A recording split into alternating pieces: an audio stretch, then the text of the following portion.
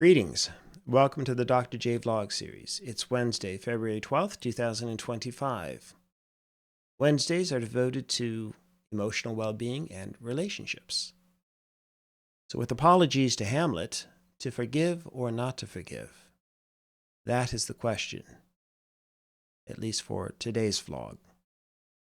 There's an old expression you've probably heard. It actually comes from Alexander Pope's 1711 work, An Essay in Criticism. To err is human, to forgive divine. So for most of us, the idea of forgiveness involves the intentional decision to renounce anger and resentment, usually towards another, sometimes perhaps even towards ourselves. We've long known that letting go of grudges and grievances and bitterness can be healthy, liberating, especially for the person doing the forgiving. Don Henley captures this sentiment in his song from the 1980s, The Heart of the Matter. I actually played a clip of it in an earlier version of this vlog, but then the video ended up being blocked because of copyright infringement. So I'll leave the link to his song below, but in that song he sings, in the transition, there are people in your life who've come and gone. They've let you down, they've hurt your pride. You better put it all behind you, baby, because life goes on. You keep carrying that anger.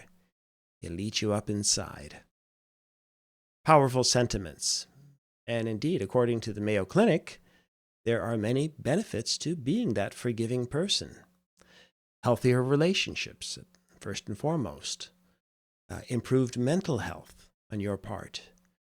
Less anxiety, stress, and hostility. Fewer symptoms of depression. Lower blood pressure. A stronger immune system, and improved heart health, among other benefits. So in light of these many benefits, why do we have such a hard time sometimes forgiving others? Well, being hurt by someone, especially someone you love and trust, that's going to cause anger, sadness, confusion perhaps.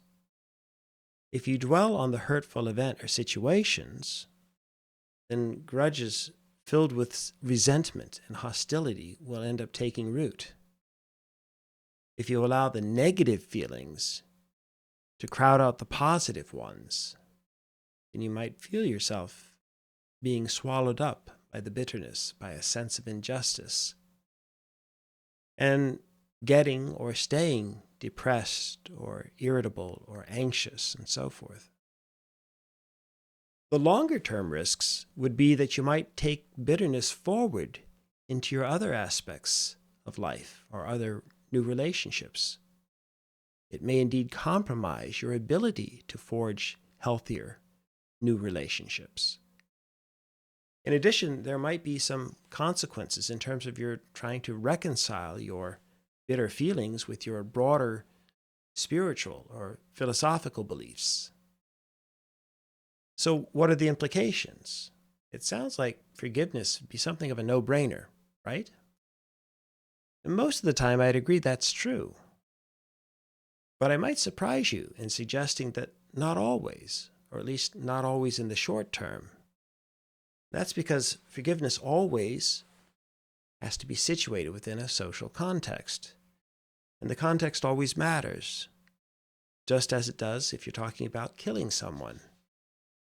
At first blush, we'd probably all agree with the commandment, thou shalt not kill. But we live in a world in which we find some pretty common exceptions. Most people will justify killing, at least in times, in terms of self-defense. Sometimes the police actually have to kill, for example, in taking down an active shooter to protect the public. And we may not like it, but we generally accept killing in the context of wars or legally recognized conflicts as such. And so there are clear exceptions to every rule, to every commandment, if you will. So what about forgiveness then? Yes, forgiveness is absolutely essential in terms of living a healthy, fulfilling life. But it's a little bit more complicated. I'd like to consider some of the exceptions, or the context within which you might consider holding off with giving away your forgiveness too readily. There are two broad areas where you might think twice about simply or automatically forgiving. That would be persistent breaches of honesty and chronic forms of abuse. Let's deal with each of these in turn. So in terms of dishonesty, if someone's dishonest on an occasion, or they tell the occasional white lie, well, forgiveness really shouldn't be a problem, should it?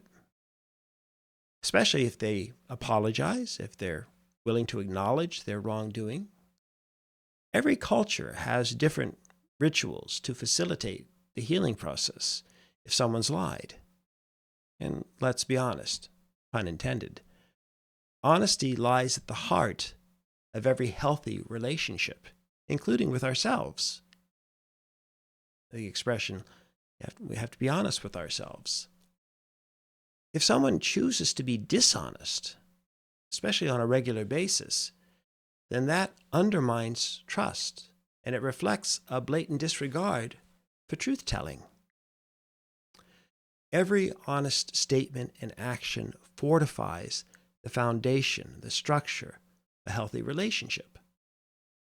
Every lie or act of deception weakens the relationship. Repeated dishonesty makes trust unsustainable. And in turn, the growing distrust then unravels the foundations of a healthy relationship. Each act of deception, every fabrication, conveys or demonstrates a disregard for other people, for our relationships, and quite the opposite of what we would hope or what most of us aspire to, which is to act with integrity. So if we're confronted then with chronic dishonesty, you can certainly start with forgiveness as an aim, as an objective, and work with the person to try to effect change. So imagine a person or a situation where somebody's cheated on one's partner. That can be devastating, no matter who you are. So if that's the case, there's going to be a lot of work that needs to be done to repair the relationship.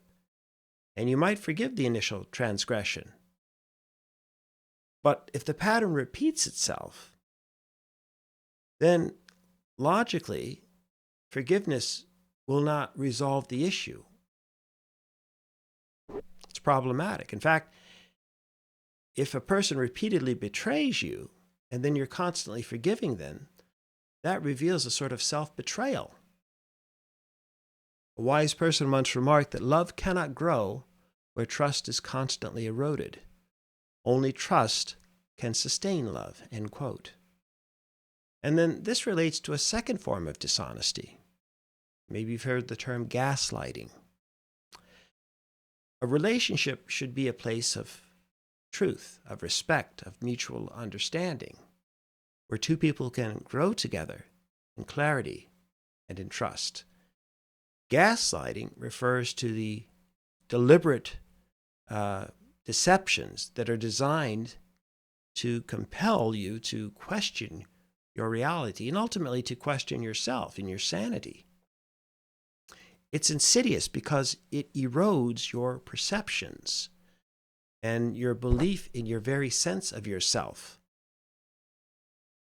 Manipulative partners twist your words. They deny events that clearly happened or didn't happen. They plant seeds of doubt in your mind. And the distortions then accumulate over time to create a cloud of confusion, and you start to doubt your own judgment. When someone distorts reality to serve their own interest, that's manipulation. Real love doesn't make you doubt yourself, but rather reinforces and builds up your sense of self. The other category involves abuse. So while dishonesty might be a more subtle form or force that eventually degrades a relationship, physical and or emotional abuse might be a more directly obvious and destructive force. Whatever the form it takes, abuse destroys the foundation, too, of trust, destroys it just as powerfully as dishonesty over the long term. The physical abuse, or neglect for that matter, tends to be a bit more obvious, even if the person being abused doesn't always recognize that, at least not right away, perhaps. If you're suffering or hurting and you can't quite put a finger on it, then there's a problem there, and you might be in an abusive situation or relationship. Real love doesn't demand suffering. No one's required in a relationship to be the martyr, unless one chooses that role. A loving relationship protects our hearts and our souls and our bodies, lifting us up rather than destroying us. The less obvious version of abuse involves what we in the family violence literature refer to as coercive, controlling behavior. That is, those who attempt to dominate you by controlling your every thought and action. They're intent upon imprisoning you in a matter of sorts. Some people repeatedly try to undermine your independence through belittling actions, through their controlling behaviors that leave you feeling more dependent, and whereby you start to doubt yourself. You're unsure of it. You don't trust yourself any longer. So instead of being supported and empowered and encouraging growth, control ends up being this kind of cage, stifles you, that takes away your freedom and independence. Love should never make you feel trapped. You should never feel as though you're trapped in a relationship. A loving partner or companion walks with you or walks beside you. They don't typically stand in front of you and impede your way. And then there's another form of abuse, public humiliation. Relationships must be built on mutual respect, where both sides feel valued, appreciated by the other. If someone chooses then to humiliate you in front of others, that's a clear manifestation of disrespect. Tearing you down publicly is an assault on your dignity and your reputation. That'll corrode your confidence, your belief in yourself. And the belittling behavior often damages your reputation as well. And others can then see that lack of respect, maybe jumping on the bandwagon in some cases. In short, if someone shames you, you cannot shine. Now, unfortunately, the reality is that any of us potentially may have been exposed to people in our lives, or especially growing up, who've done one or more of the aforementioned types of behavior. And they've fundamentally undermined a trusting relationship.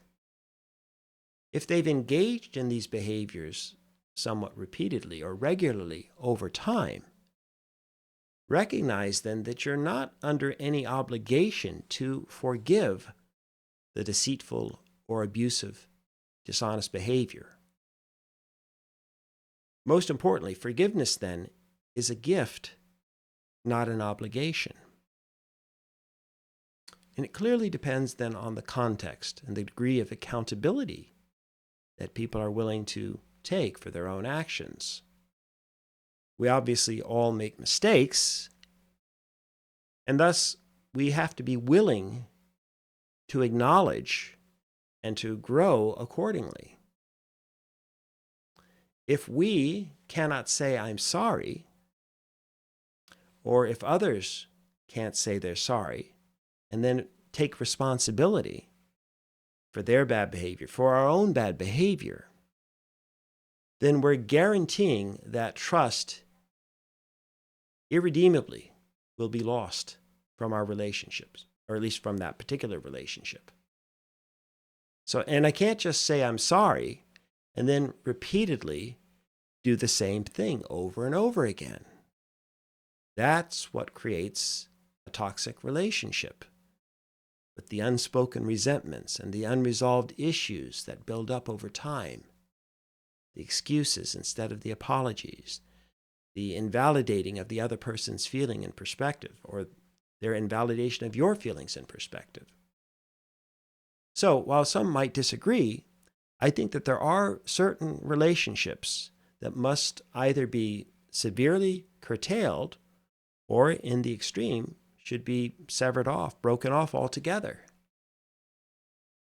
For your own health, well-being, and self-respect, you do not have to forgive those who have been chronically dishonest or abusive, who have spent months or perhaps even years taking advantage of you, manipulating and hurting you. I'm not saying that you can never forgive such a person. That may come in time. But I am suggesting that you should not forgive immediately, and that you should always aim to move on, to move out of such toxic relationships. There could be reconciliation at some point down the road, but just not in the immediate short term. And don't let the person say, "But I love you," to try to guilt you or use that as a saving grace to convince you or to give you permission then to expect that you should forgive them for their transgressions or the pain that they've caused. Why? Because that love that they're now expressing, perhaps in desperation, again, I don't know. It might be quite sincere, but the point is that that love should never have been directed at you to make you feel dismissed, invalidated, ashamed, or genuinely harmed in some fashion or another. So, having indicated that there might be conditions under which you use your forgiveness quite judiciously, shall we say, I'd also like to propose that from a broader perspective, we might also acknowledge that, not to blame the victim, but that sometimes it's us. Okay? That sometimes, in the words of George Costanza, I'm the problem. Yeah, say we're the problem.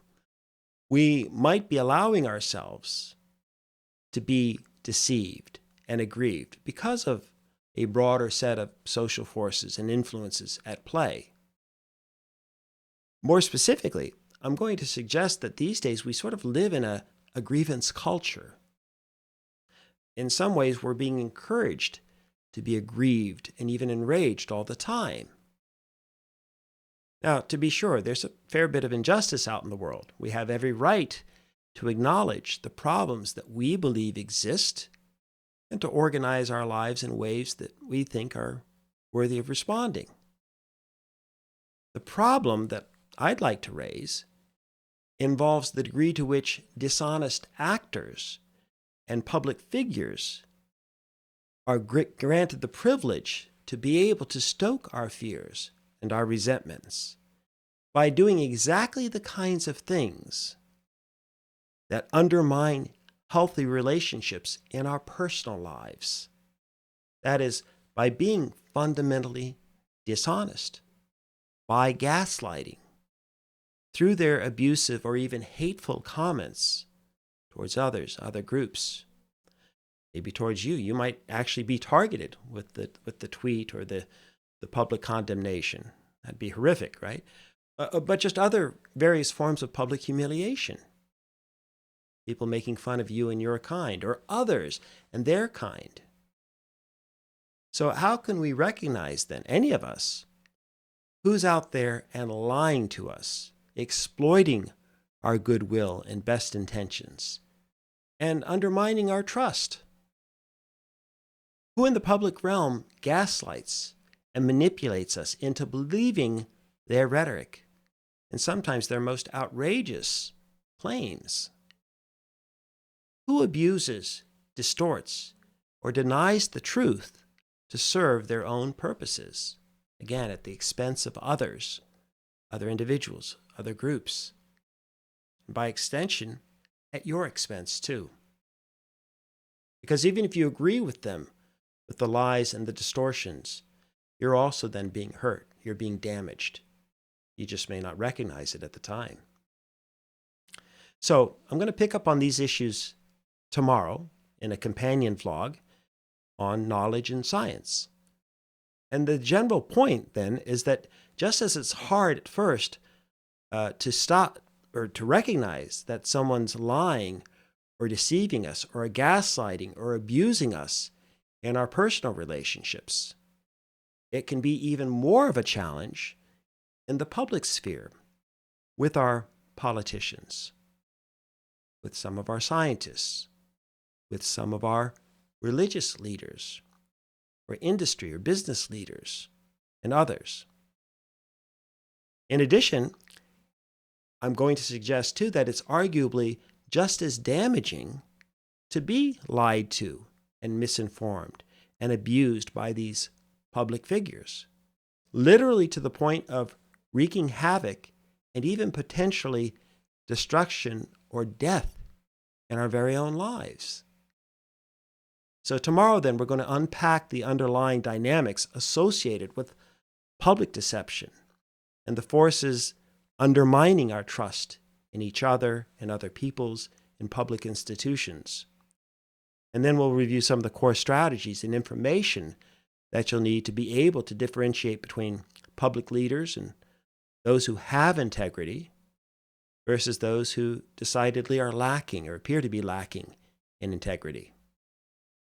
And then finally, in part 3 on Friday, we'll be doing a deep dive into human behavior to try to understand the causes of these outcomes of the manipulation and our responses to them.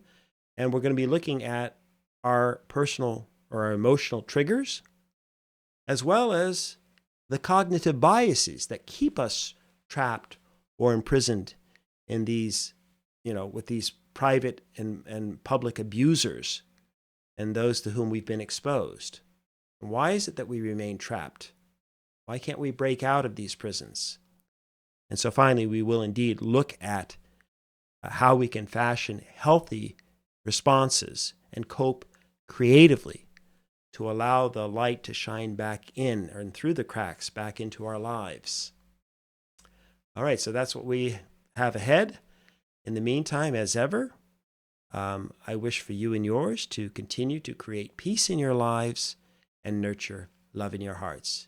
And I do hope we'll see you tomorrow.